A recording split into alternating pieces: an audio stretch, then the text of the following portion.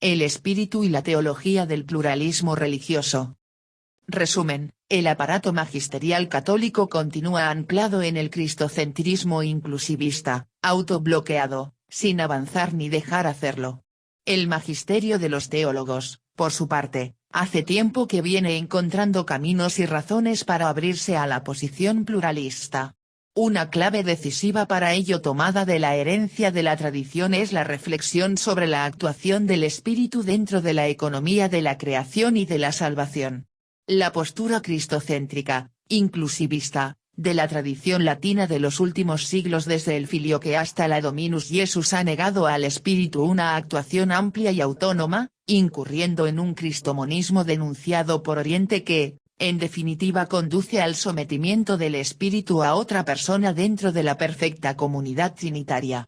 El autor pone en valor la reflexión de varios teólogos sobre esta función del espíritu, que ofrece motivos para superar el bloqueo actual del magisterio y para abrirse a la posición pluralista.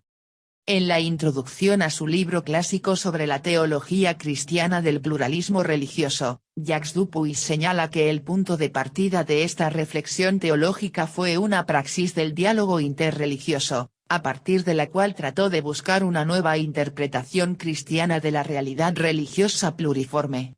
Y con esa nueva perspectiva, un lugar singular para el Espíritu Santo. En sintonía con una economía más amplia, del Verbo eterno de Dios. La teología del pluralismo religioso está respondiendo positivamente al desafío lanzado por la teología ortodoxa en su crítica a la tendencia cristomonista vigente en la tradición occidental. El espíritu y la controversia teológica. El camino fue abierto por San Ireneo, con aquella metáfora hermosa de las dos manos de Dios que actúan en el plan salvífico, el Verbo y el Espíritu. Y el espíritu aquí se entiende en su peculiaridad propia, no estando subordinado al Hijo, ni quedando reducido a una función del Verbo. Sobre la base de esta metáfora, es pertinente hablar de una singular y distintiva actividad salvífica del espíritu. Incluso estando unido al Logos, el espíritu trabaja de una manera peculiar, y sopla donde quiere, JN 3,8.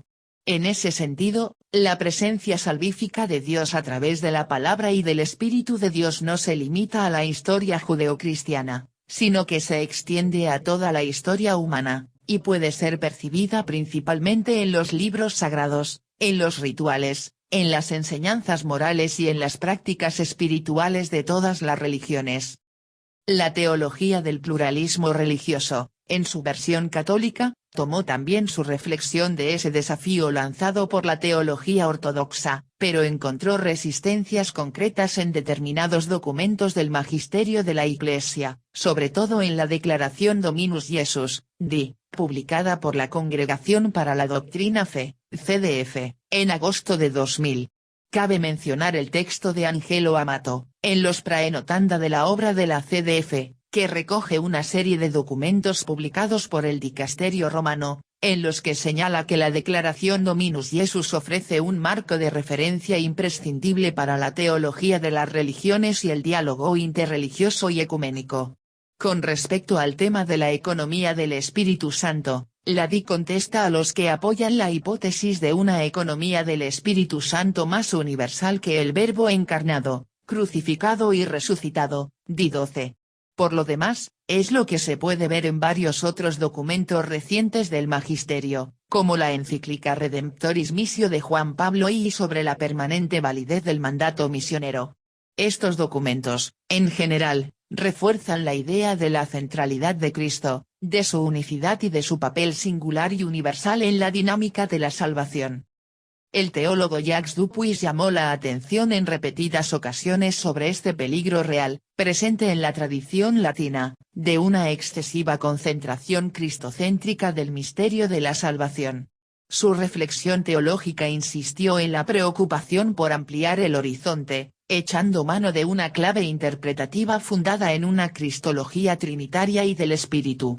Su proyecto no encontró empatía en sectores del aparato magisterial católico, especialmente en la Congregación para la Doctrina de la Fe, y su libro pionero fue finalmente notificado por la CDF en febrero de 2001. En el texto de tal notificación aparecen varias críticas a aspectos teológicos defendidos por Jacques Dupuis, y en particular a su visión de la dinámica de la revelación en Jesucristo. Lo que destacaron con vigor, fue la compleción de la revelación en Jesús. En la visión de la CDF, esa revelación ya contiene todo lo necesario para la salvación de todos, y no necesita ser completada por otras religiones. El énfasis cristocéntrico de la notificación es fuerte, e insiste en que es de la mediación fontal de Jesucristo de donde proceden todos los elementos de verdad y bondad presentes en las diversas religiones. Lo mismo ocurre cuando se trata de la acción salvífica del Espíritu Santo. Para la CDF, esta acción no puede ser extendida más allá de la única y universal economía salvífica del Verbo encarnado. En la obra de Jacques Dupuis publicada después de su muerte, él trata de posicionarse tanto con respecto a la Dominus Jesus como respecto a la notificación de la CDF sobre su libro de Teología del Pluralismo Religioso. A propósito del tema de la acción salvífica del Espíritu Santo, trata de dar respuesta a las consideraciones de la notificación de la CDF, refiriéndose al peso de la cláusula del filioque, introducida en la profesión de fe de Niceno-Constantinopolitana en el año 381. En su opinión, el Espíritu Santo es el aliento de Dios que actúa en toda la historia de la salvación, desde mucho antes de la encarnación histórica del Hijo, pero también después de este acontecimiento, sin que tenga que ser entendido como necesariamente dependiente de la comunicación hecha sobre él por el Cristo resucitado a la Iglesia y al mundo. Para Dupuis, siguiendo la senda de los padres orientales, en la Trinidad no puede haber una subordinación del Espíritu Santo. La singularidad de la acción del Espíritu.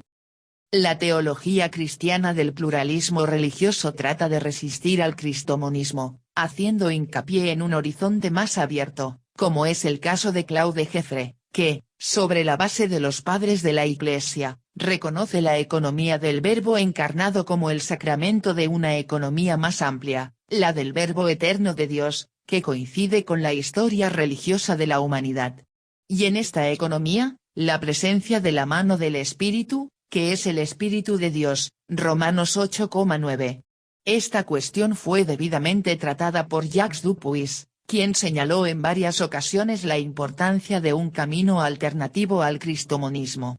Para el teólogo belga, el Espíritu no puede reducirse a una función de Cristo, por el contrario, el Espíritu ejerce una acción distinta en virtud de su identidad personal.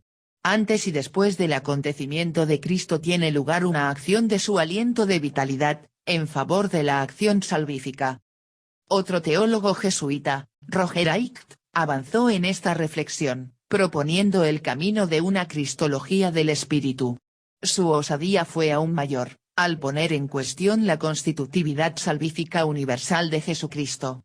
En su opinión, Jesús es constitutivo y causa de la salvación de los cristianos, por ser el mediador de la conciencia cristiana de la vida en el Espíritu. Pero Jesús no es constitutivo de la salvación en términos universales. Se abre así el camino para mostrar la operatividad salvífica del Espíritu, fuera incluso de la esfera cristiana, lo que apunta a la presencia de otras mediaciones de Dios. Si en el cristianismo esta mediación se lleva a cabo a través de una persona, en otras religiones puede darse de forma diferente, mediante una praxis, una enseñanza, un libro o un acontecimiento. Y esta percepción no perjudica ni disminuye el significado atribuido por el cristiano a la dinámica de la salvación. Como mostró Aicht, la experiencia cristiana de lo que Dios ha hecho en Jesucristo no parece resultar disminuida al reconocer al verdadero Dios actuando en otras religiones. Todo esto, más bien, simplemente corrobora la lógica del amor infinito de Dios. La acción singular del Espíritu en el plan de salvación se reconoce admirablemente en el documento Diálogo y Anuncio, tal vez el documento del magisterio de la Iglesia Católica más amplio y abierto sobre el tema. En uno de sus pasajes más contundentes, el documento subraya la manera distinta como puede proceder el misterio de la salvación, por caminos solo por Dios conocidos gracias a la acción misteriosa del Espíritu. Si para los cristianos la respuesta es dada al acoger a Jesús, Para otros esa respuesta puede producirse mediante la práctica de aquello que es bueno en sus propias tradiciones religiosas y siguiendo los dictados de su conciencia. La acogida auténtica de la acción del espíritu, de su aliento renovador, tiene un significado muy especial para el diálogo entre las religiones y espiritualidades, en la medida en que favorece el reconocimiento de la dignidad de la diferencia. Activar el espíritu es hacer acontecer y brillar la trinitaria simbólica, como sugirió el gran teólogo dominico Christian de Cook. El espíritu es el que hace sonar la inquietud y el susurro de lo plural, integrando las diferencias en una gran sinfonía. Es necesario romper con la tendencia todavía vigente en cierta teología cristiana a entender la diferencia como indigna de Dios, haciendo hincapié exclusivamente en una lógica de la igualdad. El reto va en otra dirección, es decir, en la dirección del reconocimiento de la singularidad del cristianismo sin borrar o disminuir la positividad de las diferencias religiosas. El reconocimiento del valor del cristianismo debe darse sin desconsiderar la exterioridad positiva que prevalece en su relación con Dios a través de Jesucristo. En otras palabras, el compromiso que el cristiano experimenta en su relación con Dios a través de Jesucristo no elimina ni eclipsa los rasgos misteriosos de la presencia de Dios, que actúa de forma diferente en cada lugar. No hay límites para la acción del Espíritu. Su operatividad no afecta solo a los individuos, sino también a la historia, las culturas y religiones, haciéndose presente en todas las dinámicas de la creación. En un fragmento de sabor raneriano del decreto Ad Gentes del Vaticano I, se habla de verdad y gracia presentes entre los pueblos, como una acción combinada del Verbo de Dios y de su Espíritu. En opinión de Jacques Dupuis, esta reflexión resultó ser un pequeño paso para llegar al reconocimiento de una función mediadora de las religiones cuando comunican a sus respectivos miembros la oferta de gracia y salvación de Dios, y al dar expresión a la respuesta positiva de sus miembros al don gratuito que Dios hace de sí mismo. Esta presencia de verdad y gracia también en las religiones no puede ser reducida a un mero marco de espera, o a un germen que solo encontrará su complemento o su consumación en la revelación cristiana. Estos dones son beneficios más amplios y autónomos. El espíritu y las religiones. En la historia de las relaciones de Dios con los pueblos, culturas y religiones hay señales singulares de vitalidad, así como de presencia de la gracia, que desbordan lo que ocurre solamente en la tradición cristiana. Es lo que mostró pertinentemente el teólogo Edward Schillebeeckx. Hay más verdad, religiosa, en todas las religiones en su conjunto, que en una sola religión, lo que también se aplica al cristianismo. Hay por tanto aspectos verdaderos, bellos sorprendentes en las múltiples formas, presentes en la humanidad, de alianza y de entendimiento con Dios, formas que no encuentran lugar en la experiencia específica del cristianismo. Es en el profundo diálogo con las diferentes religiones donde ese rasgo novedoso del espíritu puede ser captado, favoreciendo la percepción de nuevas dimensiones de la fe, que escapan a una visión particularizada. El diálogo no provoca el debilitamiento de la fe, sino la posibilidad concreta de su profundización. Sin duda, otras religiones proporcionan y median la presencia de Dios como espíritu, y las ricas experiencias de diálogo en curso muestran pertinentemente la posibilidad abierta a los cristianos de captar con mayor profundidad ciertos aspectos, ciertas dimensiones del misterio divino, que habían percibido con menor claridad y que fueron comunicados con menor claridad por la tradición cristiana. La gran mística y buscadora Simone Weil decía que la atención es la forma más rara y más pura de la generosidad. Sin duda, el camino de la apertura al otro pasa necesariamente por este toque de atención, que también implica la necesidad de un contacto cercano para un aprendizaje más enriquecedor. Es esta atención la que se requiere de los cristianos que buscan entender el mundo de otras tradiciones religiosas. Dejar de atender a ello es perder la posibilidad de captar los signos de los tiempos y los dones del espíritu. Y todavía más grave sería dejar que se pierda la comprensión del Dios que está presente en toda la creación. La acción del espíritu que tiene lugar en las religiones destaca otro elemento fundamental que es la preservación de un inacabamiento. La historia y la religión están siempre bajo la reserva escatológica Dios. El verdadero conocimiento de Dios choca con el don de su misterio. Como indicó Haidt, ni Jesús ni el cristianismo median una posesión plena de Dios. Sin un sentido del misterio trascendente de Dios, sin el sano sentido agnóstico de lo que en realidad no sabemos acerca de Dios, no se esperará conocer más de Él a partir de que lo que nos fue transmitido a los humanos a través de otras revelaciones y religiones. El Espíritu es un don precioso que accede al camino de la verdad, pero no otorga su posesión. Tiene siempre la característica esencial del inacabamiento. La promesa del Espíritu nunca puede ser totalizada por ninguna religión, por ninguna iglesia ni por algún dogma. Nada más peligroso que olvidar de este rasgo.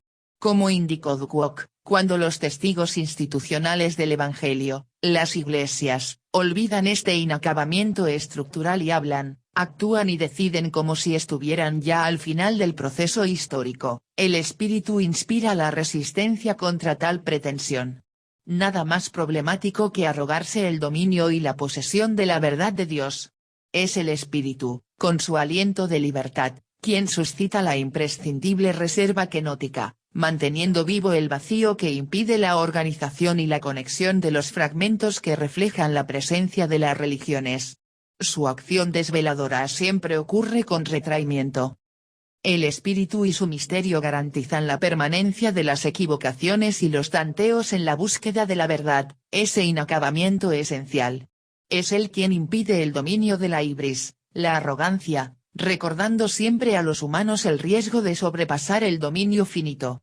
En el ámbito del cristianismo, Cristo se revela humano incluso en el hecho de no poner a disposición de sus discípulos la verdad total antes de tiempo. La verdad solo se alcanza por fragmentos, y es negada desde el momento en que sus testigos piensan que están en el término y pretenden ejercer un juicio acerca de nuestros tiempos sin terminar como si gozasen del conocimiento pleno de Dios. De manera realmente admirable el Espíritu ha sido confiado y siempre es garantizado a los discípulos de Cristo para que renuncien a todo saber absoluto y participen en la búsqueda tan embriagante como dolorosa de la verdad. Ante el sin nombre, las representaciones son siempre precarias y cambiantes. Y el Espíritu siempre renueva esta memoria imprescindible. Algunas tradiciones religiosas, como el budismo, apuntan pistas interesantes a este respecto, en el sentido de recordar a sus seguidores la importancia de renunciar a las figuraciones para entrar en el despertar. Es constante invocación de la nada y el vacío para indicar que el presente en su profundidad no tiene todavía un contenido definido, siendo por eso tan importante el perfeccionamiento de una práctica espiritual humilde, paciente y permanente. Se aceptan las representaciones, pero siempre sometidas al discernimiento, en cuanto que son obstáculos para la serenidad luminosa.